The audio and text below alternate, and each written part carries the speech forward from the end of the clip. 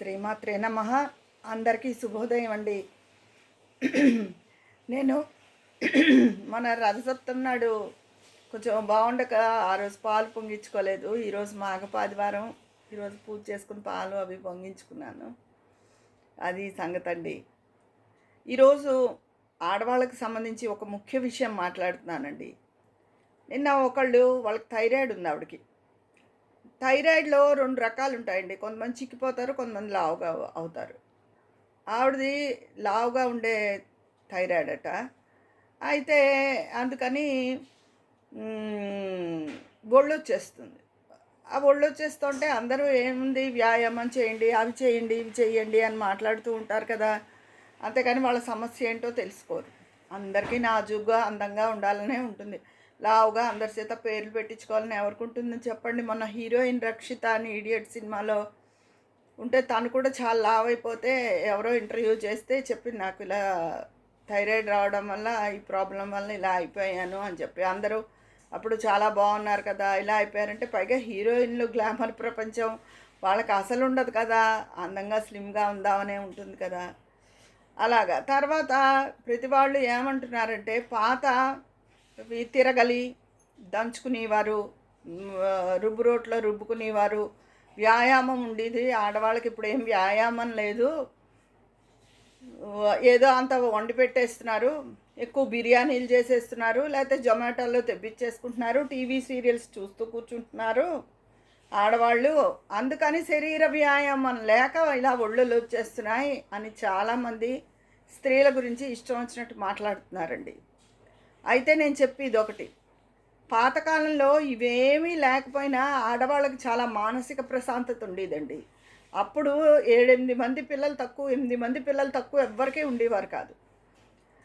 ఈ పిల్లల స్కూళ్ళు అన్నీను, అందులో ఒక 3-4 పిల్లలు చిన్న చిన్న పిల్లలు, ఇంకా స్కూల్కి వెళ్ళని వాళ్ళు, మిగతా వాళ్ళు స్కూల్ ఏజ్ వాళ్ళు. 10ంటికి స్కూళ్ళు ఉండేవి పూర్వం. 9:30 అలా అయ్యాక 9 దాటాక వాళ్ళకి అన్నం పెట్టేసి, చద్దన్నం అయితే చద్దన్నం, వేడన్నం అయితే వేడన్నం పెట్టి పంపించేవారు. మిగతా వంట మెల్లిగా 1 గంటకి వాళ్ళు పూర్తి చేసేవారు. ఇప్పుడు ఉరుకులు పరుగుల జీవితం. పిల్లలు స్కూళ్ళే దూరాలు ఉంటున్నాయి. 8:30కే స్కూళ్ళు మొదలైపోతున్నాయి. 7:30కే వాళ్ళకి లంచ్ బాక్సులు. ఈ లోపల 7:30కి నిద్రలేపి వాళ్ళని రెడీ చేయడం. వాళ్ళు పొద్దున్నే ఏం తింటారు, ఏమీ తినరు. కానీ ఏమీ తినకపోతే వాళ్ళకి ఆకలిస్తుందని ఏమైనా తింటారని ట్రై చేయడం. ఇప్పటి ఆధునిక స్త్రీకి, గృహిణికి గృహిణి అవనివ్వండి, జాబ్ హోల్డర్స్ అవనివ్వండి, చాలా మానసిక ఒత్తిడిని స్త్రీ ఎదుర్కొంటోందండి. ఈ ఒత్తిడి బదులు రుబ్బురోట్లో రుబ్బుకోవడం, దంచుకోవడం అవే తేలిక నన్ను అడిగితే. ఎందుకంటే శారీరక శ్రమ కన్నా మనసు పడే ఒత్తిడి చాలా కష్టమైందండి. అంతేగాని ఆడవాళ్ళని అతి సునాయాసంగా, పూర్వం ఆడవాళ్ళు మన బామ్మలు అలా చేశారు, ఈ మగవాళ్ళు పెడుతూ ఉంటారు, మన అమ్మమ్మలు అలా చేశారు, అప్పుడు అందుకు ఆరోగ్యంగా ఉండేవారు, వాళ్ళు ఆరోగ్యంగా ఉన్నారో లేదో చూసేవారా, అప్పుడు ఇంత వైద్య సదుపాయాలు ఉండేవారు కాదు. వాళ్ళు కడుపుతూ ఉంటే పురుళ్ళలో బాలింత వాతమని వచ్చి చచ్చిపోతూ ఉండేవారు. అందుకే పునర్జన్మనేవారు. ఇప్పుడు రకరకాల వైద్య సదుపాయాలు రాబట్టి కాన్ పని తేలికవుతోంది. అప్పుడు వాళ్ళు పడి బాధలు వాళ్ళకు ఉండేవేవో. అయితే ఇప్పుడు మాత్రం చాలామంది ఎక్కువ ఒత్తిడికే గురవుతున్నారండి. ఒత్తిడికి గురవడం వల్ల కూడా శరీరంలో రకరకాల హార్మోన్స్ రిలీజ్ అవుతాయని చెప్తున్నారు. వాటి వల్ల కూడా ఒళ్ళు వస్తుంది. అయినా ఒళ్ళు ఎవరి సమస్య వాళ్ళది కదా, ఇంకోళ్ళు హేళన చేయకూడదు ఒళ్ళుని గురించి ఎప్పుడూను. బాడీ షేమింగ్ అన్నది చాలా చాలా తప్పైన విషయం అండి.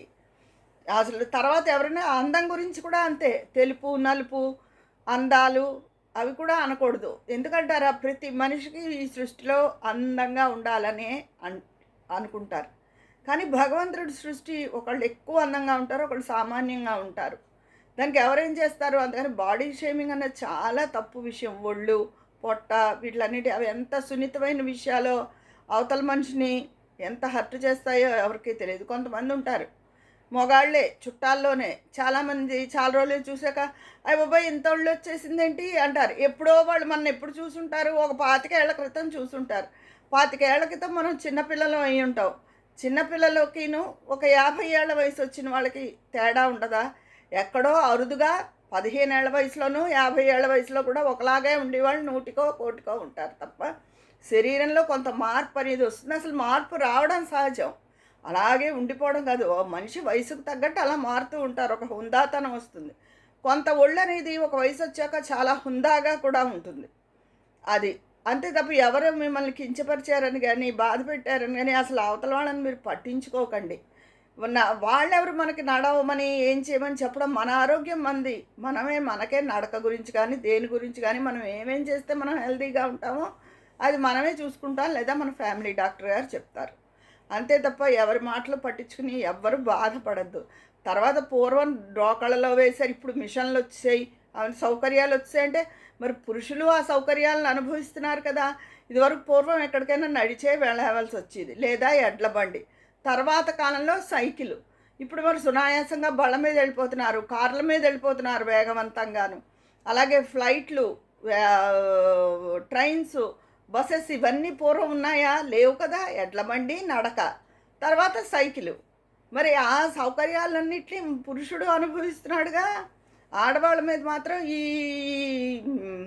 వీటిలో యూట్యూబుల్లో కూడా పెడుతున్నారు. మన బామ్మలు వాళ్ళు ఇవి వాడేవారు. అందుకే వాళ్ళు అలా ఉండేవారు. అసలు ఈ పురుషులకెందుకు? ఎవరేం వాడేవారో, ఎవరేం ఎలా ఉన్నారో వాళ్ళకి అనవసరమైన విషయం కదా అది. వాళ్ళకి కూడా అలా కామెంట్లు పెట్టి వాళ్ళకి కూడా అమ్మలు, అక్కలు, చెల్లిళ్ళు ఉంటారు కదా! ఈ సౌకర్యాలు వచ్చేసినంత మాత్రాన ఎక్కడో కొంతమంది స్త్రీలు సుఖపడొచ్చు టీవీ చూస్తూ పని పాట లేకుండా. కానీ స్త్రీలు చాలా ఒత్తిడికి గురవుతున్నారండి. ఇంట్లో ఉన్న స్త్రీ ఒక రకంగా ఒత్తిడికి గురవుతోంది. ఉద్యోగానికి వెళ్ళే స్త్రీ ఇంకో రకంగా ఒత్తిడికి గురవుతోంది. అది ఎవరికీ అర్థం అవ్వడం లేదు. దానికన్నా ప్రశాంతంగా ఉంటూ మెల్లిగా రుబ్బుకుని, దంచుకుని ఆ చేసే పనులే సుఖం. అంతేగాని ఆడవాళ్ళు ఏమీ సుఖపడిపోవడం లేదు. ఏదో ఒక కష్టం వాళ్ళకి ఏదో రూపంలో బాధిస్తూనే ఉంది. అదండి. అంతేగాని ఆడవాళ్ళని ఇష్టం వచ్చినట్టు కామెంట్ చేసేయడం, కించపరచడం చేయొద్దు. తోటి ఆడవాళ్ళే చేస్తున్నారు, మగవాళ్ళు ఎలాగా చేస్తున్నారు. అందుకని మనం ఒక మాట ఆ ఎదుటి వాళ్ళని అనే ముందు ఆలోచించి, ఆచితూచి అనాలి. బాడీ షేమింగ్ అనేది చాలా తప్పు. హీరోయిన్సే చెప్తున్నాను కదా! పాపం వాళ్ళే ఎదుర్కొంటున్నారు. అంటే వాళ్ళకెన్నో సౌకర్యాలుంటాయి. వాళ్ళకి ఈ డైటీషియన్స్ వాళ్ళంతా ఉంటారు. ఏమేమి ఆహారం తీసుకుంటే తగ్గుతారు, ఏ జిమ్ముల్లో అది ఏ వర్కౌట్లు చేస్తే తగ్గుతారని చెప్పినా కూడా వాళ్ళకి తగ్గడం లేదు. అంటే మామూలుగా ఇంటే ఉండే గృహిణి అవన్నీ ఎక్కడ చేయగలుగుతుంది? చెయ్యలేదు కదా! నడకకు మించి ఎవరు ఏమీ చేయలేరు. తగ్గిందా తగ్గుతుంది ఒళ్ళు. లేతే వాళ్ళ ఒళ్ళు ఎవడోళ్ళు వాడే మోసుకోవాలి. దానివల్ల వచ్చే బాధలు వాళ్ళే పడాలి. అదే కాకుండా ఎదుటివాడి కామెంట్లు కూడా చేస్తే ఆ మనిషి ఎంత కుంగిపోతుందండి. ఎప్పుడు దయచేసి ఎవ్వరూ ఆడవాళ్ళ, స్త్రీల ఒళ్ళు గురించి అది కామెంట్ చెయ్యకండి. ఇప్పుడు ఆ మిక్సీలు ఏవో వచ్చేసినంత మాత్రాన ఆడవాళ్ళు సుఖపడిపోవట్లేదు. విపరీతమైన మానసిక ఒత్తిడిని ఎదుర్కొంటున్నారు. అది అందరూ గ్రహించి స్త్రీల పట్ల గౌరవంగా ఉండండి. ఇదే నేను అందరికీ ఈరోజు చెప్పే విషయము. అది ప్రతి విషయానికి పాత వాళ్ళతో పోలిస్తే మరి ఇప్పుడు పురుషులు కూడా ఆధునిక యుగంలో వచ్చే ఎన్నో సౌకర్యాలను వాళ్ళు నడుస్తున్నారా? అంటే వాకింగ్ పేరుతో వెళ్ళడం వేరు. ఇదివరకు ఎంత దూరమైనా నడిచేవారు, లేదా ఎడ్ల బండి, తప్పితే సైకిల్. ఇప్పుడు అవన్నీ ఎవరైనా చేస్తున్నారా? పురుషులు కూడా ఇంటికి 4 కార్లు ఉంటున్నాయి మనిషికోటి చొప్పున. మళ్ళీ ఒక కారు వెళ్ళిపోతే ఆ కారు తిరిగి వచ్చే వరకు వెయిట్ చేయలేరు. ఇంకోళ్ళు ఇంకో కారు వేసుకెళ్ళిపోవాలి. ఇంకోళ్ళు ఇంకో బండి వేసుకెళ్ళిపోవాలి. ఎన్నో బళ్ళు అవన్నీ వాళ్ళు అనుభవిస్తున్నారు. కానీ ఏదైనా మాట వచ్చేటప్పటికి అది ఆడవాళ్ళ వెంపుకి ఎక్కువ వెళ్ళిపోతుంది. అందుకని ఈ అభిప్రాయాలని పురుషులు మార్చుకోవాలి.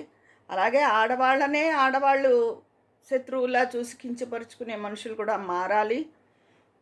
ఇదండి ఈరోజు నేను చెప్పే విషయం. అయిన తర్వాత చుట్టాల్లో కూడా మగవాళ్ళు ఇంకో ఆడవాళ్ళని అలా కామెంట్ చేయకూడదు కదా! ఎన్ని సంవత్సరాల తర్వాత చూసేసి అప్పుడు నాజుగ్గా తీగిలా ఉన్నావు, ఇలా అయిపోయావు ఏంటి అంటే నలుగురిలో 10 మంది ఎదురుగుండా శుభకార్యం జరుగుతున్నప్పుడు చుట్టాలందరూ ఉంటారు. వాళ్ళందరూ ఎదురుగుండా ఉంటే ఎందుకంటే స్త్రీకి సహజంగా అందం పట్ల మక్కువ ఉంటుంది. ఆ మాట అలా అనేస్తే పురుషుడైనా ఫీల్ అవుతాడు. ఇలా అయిపోయావు అంటే ఎలా అయిపోతారు?